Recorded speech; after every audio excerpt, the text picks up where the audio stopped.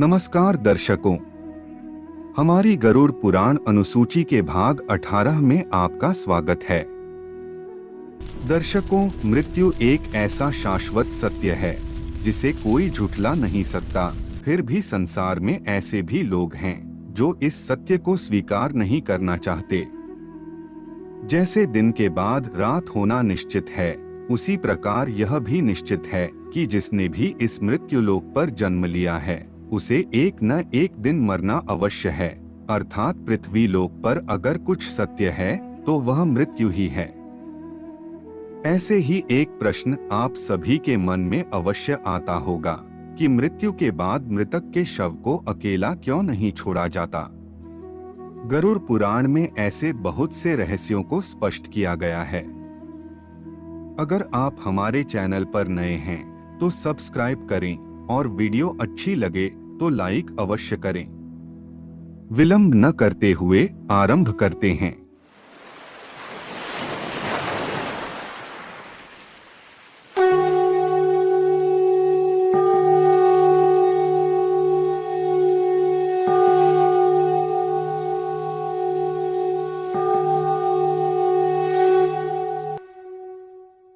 आप सभी ने देखा होगा कि हिंदू धर्म में मृत्यु के पश्चात शव को जलाया जाता है। साथ ही यह भी सुना होगा कि अगर किसी की मृत्यु सूर्यास्त के बाद होती है तो उसका दाह संस्कार अगले दिन किया जाता है। हमारी सनातन संस्कृति में मृत्यु के बाद शव को अकेला क्यों नहीं छोड़ा जाता, यह बताने से पहले हम आपको बताना चाहते हैं कि कब कब अथवा किन किन परिस्थितियों में शव का अंतिम संस्कार नहीं किया जाता या फिर कुछ समय के लिए टाल दिया जाता है। हिंदू धर्म में अगर किसी व्यक्ति की मृत्यु सूर्यास्त के पश्चात होती है तो उस व्यक्ति के शव को रात भर घर पर ही रखा जाता है और अगले दिन उसका दाह संस्कार किया जाता है। इसके अतिरिक्त अगर किसी की मृत्यु पंचक काल में होती है तो उसके शव को भी कुछ समय के लिए घर पर ही रखा जाता है और जब पंचक काल समाप्त होता है उसके बाद ही उसका दाह संस्कार किया जाता है, क्योंकि गरुड़ पुराण में बताया गया है कि सूर्यास्त के बाद अथवा पंचक समय में किसी मृत शरीर का दाह संस्कार किया जाए तो उसे मोक्ष की प्राप्ति नहीं होती।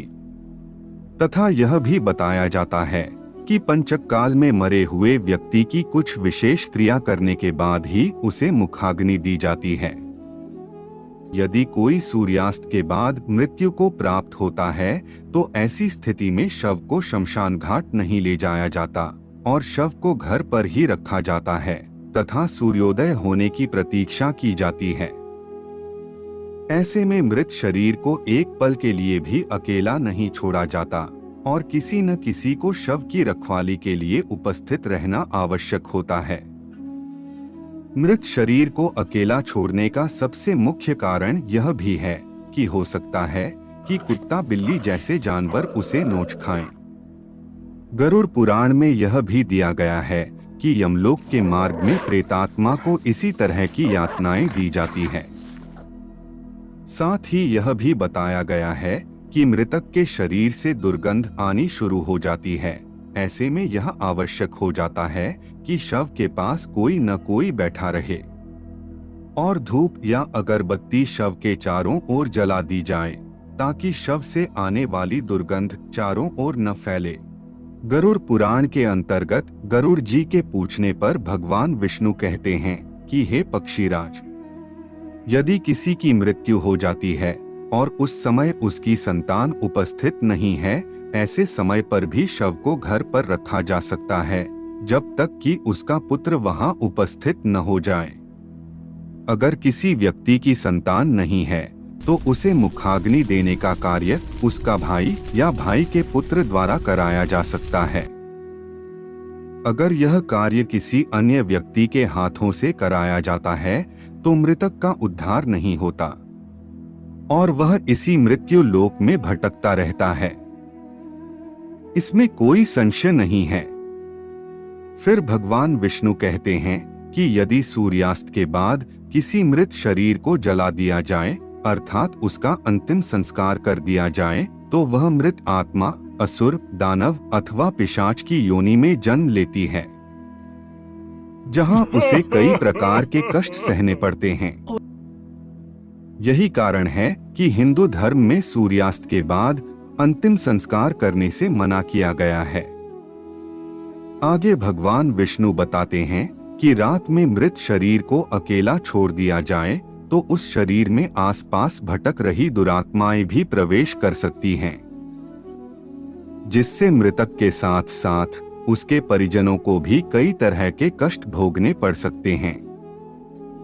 साथ ही भगवान यह भी कहते हैं कि शव को अकेला इसलिए भी नहीं छोड़ा जाता क्योंकि मृतक की आत्मा वही भटकती है और अपने परिजनों को देखती रहती है।